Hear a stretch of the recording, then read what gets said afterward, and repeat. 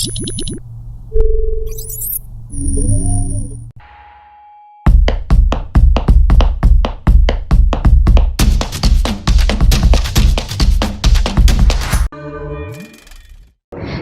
grade 9 students. I am Teacher Chris, your TLE dressmaking mentor in discovering and master the arts of sewing beautiful garments. Welcome to episode 1 of quarter 3 for our TLE Dressmaking Dream TV. For this episode, we will be learning on how to plan garment design of children's dresses. Get everything set, prepare your pen and paper or TLE notebook, and enjoy learning dressmaking. Our objectives for this video lesson are: first, identify the special sewing hints for children's dress. Second, discuss the different special features for children's dress. And the last one, describe the importance of project plan for children's dress. Let's see what you know about the topic by answering the following question in a piece of paper or in your TLE notebook. We will check your answer before the end of this lesson. You will be given 10 seconds to answer each question. Number 1. What articles make the outfit perfect and beautiful? A. Accessories. B. Beads. C. Cuts. D. Trimming. Number 2. Which type of fabric is used in making clothing for spring and summer wear? Suits, slacks, and children's clothing. A. Cotton. B. Linen. C. Seersucker. D. Silk. Number 3. What kind of accessories are strips of fabric, ribbon, or bias applied to edges or set into garments to finish or decorate? A. Bands. B. Bracelets. C. Fan. D. Hosiery. Number 4. What part of the garments covers the arm? A. Collar. B. Pocket. C. Ruffles. D. Sleeves. Number 5. Why is there a need to make a project plan? A. To determine the materials needed. B. To have a guide in making a project. C. To select the best sewing machine. And D. To have a good grade. Now, please be ready to learn more about the things to consider in planning garment design. For an in-depth understanding, dear learners, please take down notes while viewing the text. Special sewing hints for children's dress. Number 1. For durability, substitute machine for hand stitches, especially the useful parts of the dress. Number 2. For extra strength, stitch on areas of strain, such as armholes and side seam should be stitched twice. Number 3. For ease in handling really small garments, attach the sleeves before closing the underarm seam. Number 4. For ease of care, choose fabric that are washable. Also check the care requirements of white or pastel colors. Number 5. To please the child, pick bright colors and lively prints. Large design can be overwhelming. Number 6. For convenience, always provide 1 or 2 pockets. Children like places to keep small things. Number 7, a good safety precaution is to have reflective tips strips to outer garments, especially if they are dark in color. To make handed down garment different for the younger brother or sister, add a special applique, pockets, or monogram. Here are the types of fabrics suited for children's dress. Sursucker, used to make clothing for spring and summer wear suits, slacks, and children's clothing. Pick, it is used to make vests, coats, the collar of polo shirts, fitted blouses, and children's clothes. Linen, a textile made from the fibers of flax plant. It is also very absorbent but wrinkles easily. Organza, sheer fabric is made from silk, the continuous filament of silkworms, and woven with synthetic filament fibers such as polyester or nylon. Cotton, a soft, staple fibers and brings comfort to children because it is breathable. Rayon, usually colorful and easy to sew. Example, blouses, dresses, jackets, lingeries, linings, scarves, suits, ties, hats, and socks. Silk, a natural protein fiber woven into textiles. Silk is smooth, glossy, and beautiful. It is also strong and vulnerable to fading and stains. Tulle and knitting, a lightweight, very fine knitting. Tulle is most commonly used for veils, gowns, and ballet tutu. Chalet, made from cotton, wool, or rayon, often printed with design or floral. Used to make dresses, skirts, and other articles of clothing. Chiffon, most commonly used in evening wear, especially as an overlay, giving an elegant appearance to the gown and blouses, ribbons, scarves, and lingerie. Pocket is a pouch that has a closed end, is usually stitched on a garment or even inside the garment, and can be both functional and decorative purposes. Here are the types of pocket. Patch pockets, flat pockets sewn to the exterior of a garment. They are typically unfitted and come in a range of shapes and sizes. Seam pocket, sewn on the inside of a garment with each pocket opening sewn outside of the garments.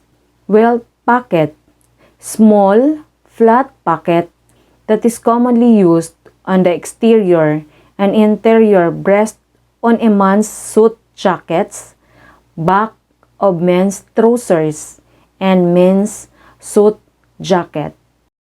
Applying accessories and accents for children's wear will make it more beautiful and comfortable to wear. Here are the accessories. Bands, strips of fabric, ribbon, or bias applied to edges or set into garments to finish or decorate. Bracelet, ornamental chain for wrist and arm. Brooch, a large ornamental pin placed in front or shoulder arm. Fan, a flat device mounted on frame permanently. Handkerchief, a piece of cloth made of cotton, linen, or silk, usually square, decorated with lace and embroidery. Hat, a shaped head covering having crown and brim. Hosiery consists of hose and stockings. Shoes, high-heeled or flat-closed footwear fitted for comfort and freedom. The trimmings applied for children's wear. Applique, a separate design for petals, leaves, or figures which is cut and applied to another surface. Binding, a bias strip used to decorate an edge. Buttons, pieces of bones, metals, glasses, of various shapes having shank or holes. Collar, bands attached over necklines. Embroidery, an ornamental needlework design done by hand or machine. Frag, loop fastening made of braid or cording. Gathers, fullness shirring consists of 3 or more rows of gather. Lace, openwork fabric can be hand or machine made. Loop, a fastening which extends beyond the finished edges used on clothing with no lap. Pocket, a piece of fabric applied to a garment to form a container. Ribbons, a narrow fabric of silk or velvet used for trimming.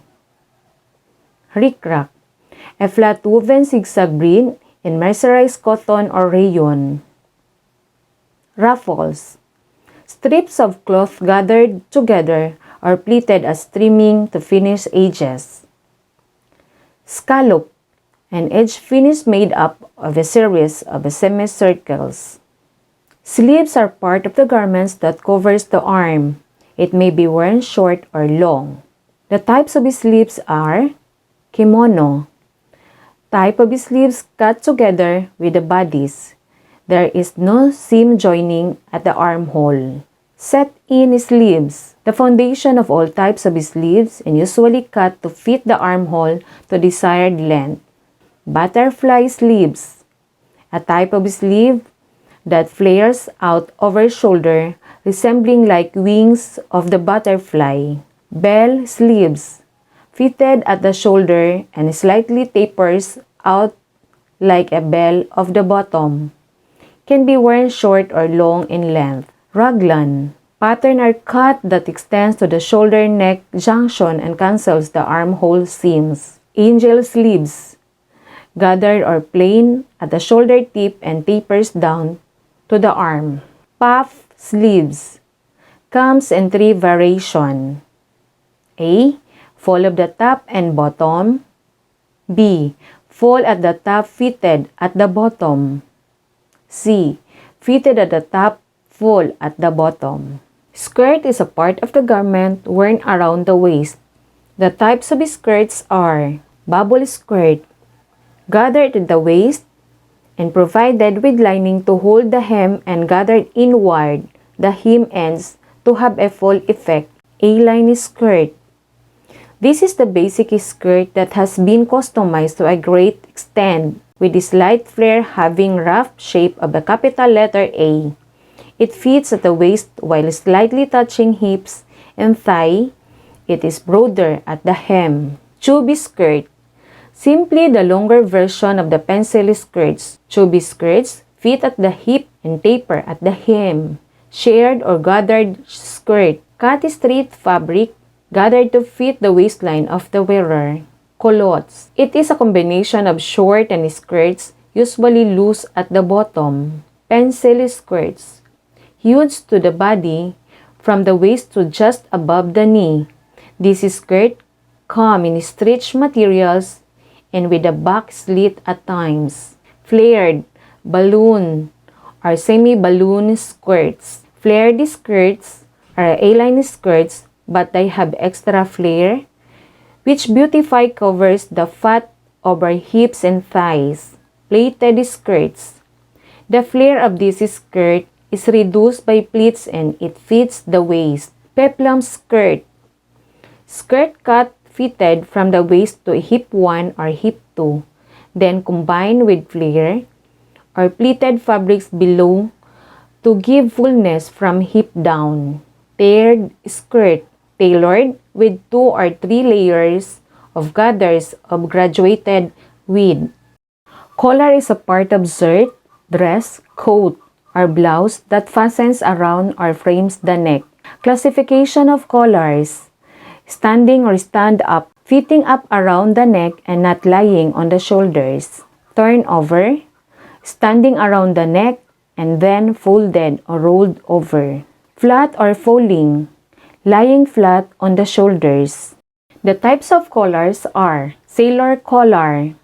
A flat collar comes of several shapes in front and almost cover the back of the wearer.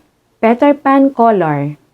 A flat, round-cornered collar for little girls' dresses, named after the collar of the costume worn in 1905 by actress Maudie Adams. Flat collar, sewn on the neckline both for front only or front and back of the neckline. Mandarin collar, a short, folded, and stand-up collar styled on a shirt or jacket. Mandarin collars start at the neckline and typically rise vertically 2 to 5 centimeters. Convertible collar, a collar designed to be worn with a neck button either fastened or unfastened. Bertha collar, a wide flat round collar, often of lace or shirred fabric, worn with a low neckline in Victorian era and resurrected in the 1940s. Facings are pieces of cloth attached at the edge of the garment to prevent from raveling, for reinforcement, for decorations, and for special purposes. The kinds of facings are bias facing, piece of cloth cut 45 degrees angles and attached at the edge of the garment, especially in the curved parts like necklines and armholes. This can be used in straight edges for decorative purposes and reinforcement of fabric edge. Fitted facing is cut in the same shape as the part to be used, either worn inside or outside of the garment.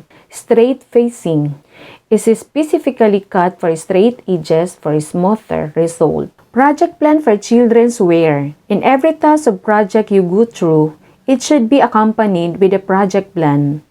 This serves as a guide in making any kind of project. We have here the components of the project plan. 1. Project plan number. 2. Date began. 3. Date finished. 4. Name of the project. 5. Objectives. 6. Word study. 7. Tools and equipment. 8. Materials and supplies needed. 9. Design specifications. 10. Procedure. 11. Evaluation. Now that we are done in our discussion, let's see how you apply the lessons by answering the different activities. Here are the directions for your Let's Practice activity. Determine the suited types of fabrics for children's dresses based on the characteristics provided and be guided accordingly. You may write your answer on a piece of paper or in your TLE notebook.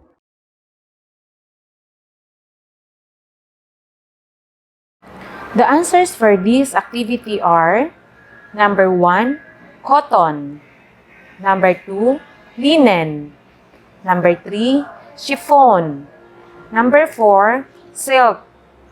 And number 5, challis. To apply what you have learned in this video lesson, do the task. Directions. Write in chronologically order the components of the project plan. You may write your answer on a piece of paper or in your TLE notebook. You may pause this video to give you enough time to finish the task. You will be rated based on the rubrics.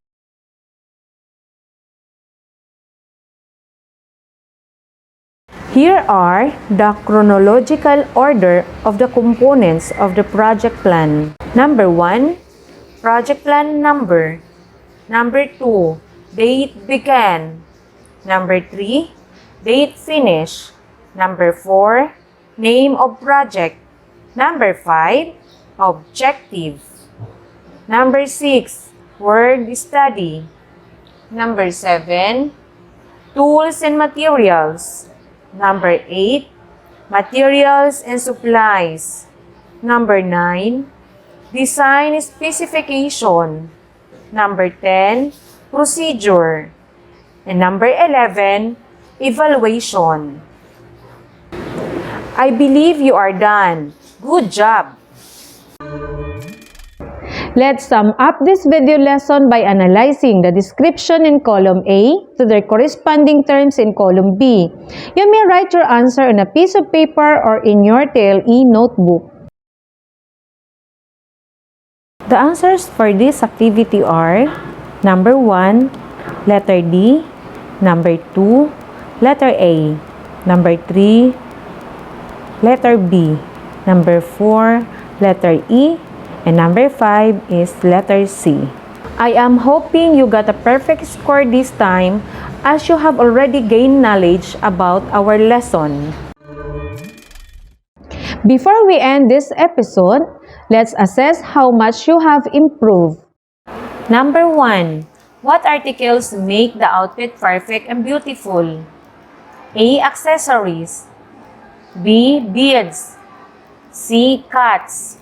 D. Trimmings. The answer is letter B. Beads. Number 2. Which type of fabric is used in making clothing for spring and summer wear? Suits, slacks, and children's clothing. A. Cotton. B. Linen. C. Seersucker. D. Silk. The answer is letter C. Seersucker. Number 3. What kind of accessories are strips of fabric, ribbon, or bias applied to edges or set into garments to finish or decorate? A. Bands. B. Bracelets. C. Fan. D. Hosiery. The answer is letter A. Bands. Number 4. What part of the garments covers the arm? A. Collar. B. Pocket. C. Ruffles. D. Sleeves. The answer is letter D. Number 5. Why is there a need to make a project plan? A. To determine the materials needed. B. To have a guide in making a project. C. To select the best sewing machine. D. To have a good grade. The answer is letter B. To have a guide in making a project.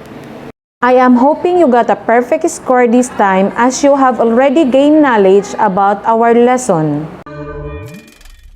For your assignment, you may pause this video to copy the activity in your TLE notebook.